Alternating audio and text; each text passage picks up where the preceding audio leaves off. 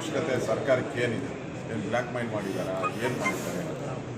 ಮತ್ತು ಹಿಂದೆ ಈಶ್ವರಪ್ಪನವ್ರದ್ದು ಸೇಮ್ ಆತ್ಮಹತ್ಯೆ ಮಾಡಿಕೊಂಡು ಈಶ್ವರಪ್ಪನವ್ರ ಕೇಸಾದ ಆಮೇಲೆ ಅವ್ರನ್ನ ತೊಗೊಂಡು ಇವ್ರದ್ದು ಆತ್ಮಹತ್ಯೆ ಒಬ್ಬ ಅಮಾಯಕ ಒಬ್ಬ ಅಧಿಕಾರಿ ಸತ್ತಿದ್ದಾರೆ. ಅವರ ಹೆಂಡತಿ ಕೇಳ್ತಾ ಇದ್ದಾರೆ, ಇನ್ನೂ ನನ್ನ ಪೆನ್ಷನ್ನೇ ಬಂದಿಲ್ಲ, ನನ್ನ ಮಗನಿಗೆ ಕೆಲಸನೇ ಕೊಟ್ಟಿಲ್ಲ, ಆಗಲೇ ಇವರು ಮಂತ್ರಿ ಪದವಿ ಕೊಟ್ಟಿದ್ದಾರೆ ಅಂತ ಅವ್ರ ಕುಟುಂಬದವರು ಬ್ಲೈಮ್ ಮಾಡ್ತಾಯಿದ್ದಾರೆ. ಇಷ್ಟೆಲ್ಲ ಇದ್ದರೂ ಕೂಡ ಈ ಸರ್ಕಾರ ಒಂದು ರೀತಿ ಅವನ್ನೇನೋ ಬ್ಲ್ಯಾಕ್ ಮೈಲು ಯಾಕಂದರೆ ಈ ದುಡ್ಡು ಅವ್ರು ಕಾಂಗ್ರೆಸ್ ಪಾರ್ಟಿಗೆ ಹೋಗಿರ್ಬೇಕೋ ಆ ದೃಷ್ಟಿಯಲ್ಲಿ ಇಟ್ಕೊಂಡು ಇವಾಗ ಇವರು ಅವನ್ನ ಮತ್ತೆ ಮಂತ್ರಿ ಮಾಡಿರುವಂಥದ್ದು ಕಾಣ್ತಾ ಇದೆ. ಇದು ಒಳ್ಳೆಯ ಸಂಪ್ರದಾಯ ಅಲ್ಲ.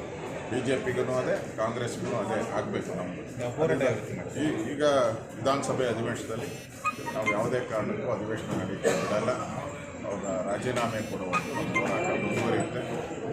ಈಗಾಗಲೇ ನಮ್ಮೆಲ್ಲ ಶಾಸಕರು ನಾನು ಚರ್ಚೆ ಮಾಡಿದ್ದೀನಿ.